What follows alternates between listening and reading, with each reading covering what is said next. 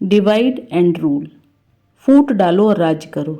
ये ब्रिटिशर्स की एक सोची समझी साजिश थी और इस साजिश के हम सभी आज शिकार हो चुके हैं।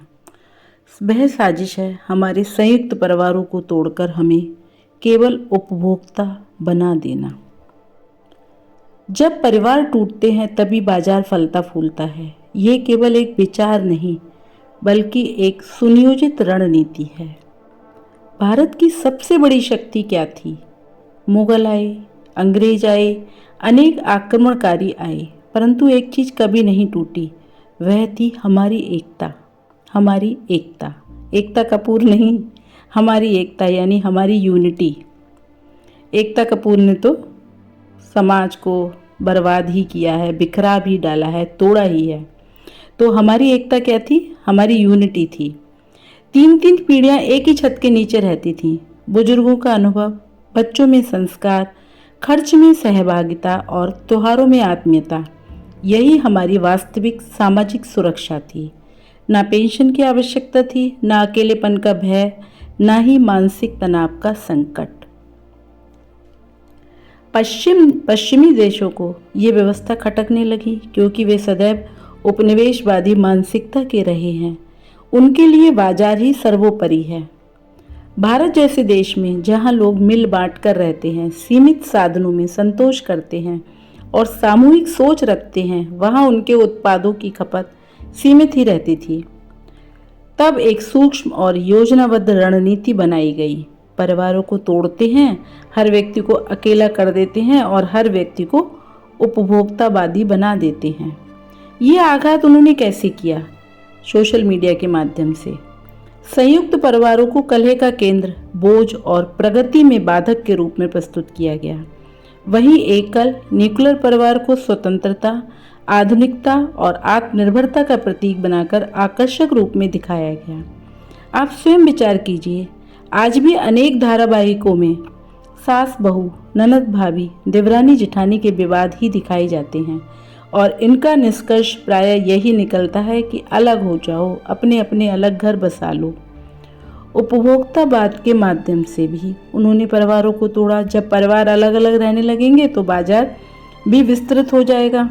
जब पहले 4 भाइयों का एक परिवार होता था, अब 4 अलग अलग परिवार होते हैं। पहले एक घर में एक टीवी होता था, अब 4 घरों में 4 टीवी। पहले एक रसोई होती थी, अब 4 रसोइयाँ। पहले एक वाहन पर्याप्त था, अब प्रत्येक परिवार के पास अलग अलग वाहन हैं। परिणाम स्वरूप बाजार समृद्ध हुआ और समाज विखंडित। इस मनोवैज्ञानिक आक्रमण के पश्चात भारत में और क्या हुआ? सामाजिक पतन भी हुआ। बुजुर्गों को बोझ समझा जाने लगा, बच्चे अकेले हो गए और स्क्रीन में सीमित हो गए, रिश्तेदार उपलब्ध नहीं रह गए, संस्कारों का स्थान तथाकथित इन्फ्लुएंसर्स ने ले लिया। इसके साथ हमारा मानसिक स्वास्थ्य भी डगमगाया। जो बातें पहले दादी नानी से साझा होती थी, अब परामर्शदाताओं से कही जाती हैं।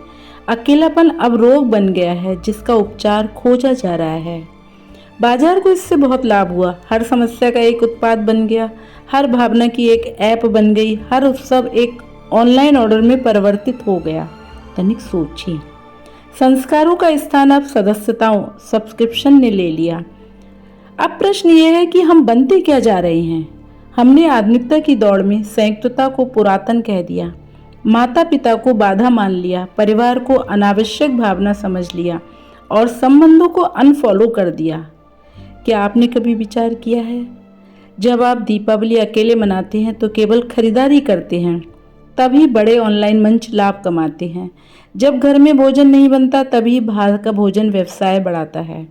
जब दादा दादी, नाना नानी की कहानियां नहीं सुनाई जाती तभी स्क्रीन पर समय बढ़ता है। समाधान क्या है? क्या आज भी वापसी संभव है? तनिक सोचें, इस पर विचार करें। हाँ, निसंदेह संभव है। संयुक्त परिवार को पुनः संपत्ति माने, बोझ नहीं। बच्चों को केवल उपभोक्ता नहीं, संस्कारी नागरिक बनाएं। बुजुर्गों को घर से अलग न करें। उनका अनुभव किसी भी खोज, सर्च से अधिक मूल्यवान है। गूगल पे सब कुछ सर्च करने पर मिलता है, लेकिन बुजुर्गों के स्वागत में अगर आप बैठेंगे तो वो अनुभव आपको गूगल पर नहीं मिलेगा। त्योहार वस्तुओं से नहीं, अपनों के साथ मनाएं। अकेलेपन को किसी ऐप से नहीं, अपनत्व से दूर करें। इन सब बातों का निचोड़ बस यही निकलता है कि पश्चिम ने व्यापार के लिए परिवारों को तोड़ा और हमने आधुनिकता के नाम पर अपना अस्तित्व ही खो दिया। अब समय है रुककर विचार करने का, अपने संस्कारों को पुनः अपनाने का, अन्यथा वह दिन दूर नहीं जब अगली पीढ़ी को संयुक्त परिवार का अर्थ भी खोजने के लिए किसी डिजिटल प्लेटफॉर्म की जरूरत पड़ेगी। क्या आपको नहीं लगता कि हम सुख सुविधाओं की चाह में अपने पारिवारिक वातावरण से खिलवाड़ कर रहे हैं? हम अपनी वास्तविक जीवन शैली को खोते जा रहे हैं और धीरे धीरे स्वार्थी बनते जा रहे हैं। एक बार अपने 30-40 वर्ष पुराने जीवन को याद करके देखिए, जहाँ भाईचारा था, भावनाएं थी, सहयोग था और सम्मान की परंपरा थी। गांव का प्रत्येक व्यक्ति पिता के समान आदरणीय था।